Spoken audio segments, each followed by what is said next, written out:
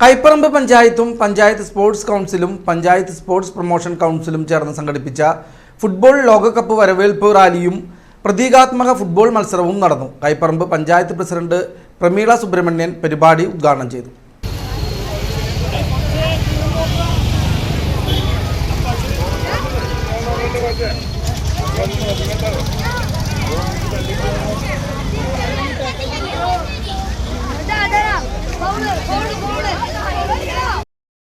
Kaiparambu panchayat president Prameela Subramanian ഉദ്ഘാടനം ചെയ്തു. World cup വരവേൽപ്പ് റാലി മുണ്ടൂർ നെഹ്റു മണ്ഡപത്തിൽ നിന്ന് ആരംഭിച്ച് പുറ്റേക്കര അൽഫില ഇന്റർനാഷണൽ ടർഫ് കോർട്ടിൽ സമാപിച്ചു. തുടർന്ന് നടന്ന അർജന്റീന വേഴ്സസ് ബ്രസീൽ പ്രതീകാത്മക പ്രദർശന ഫുട്ബോൾ മത്സരത്തിൽ അർജന്റീന ടീം വിജയികളായി.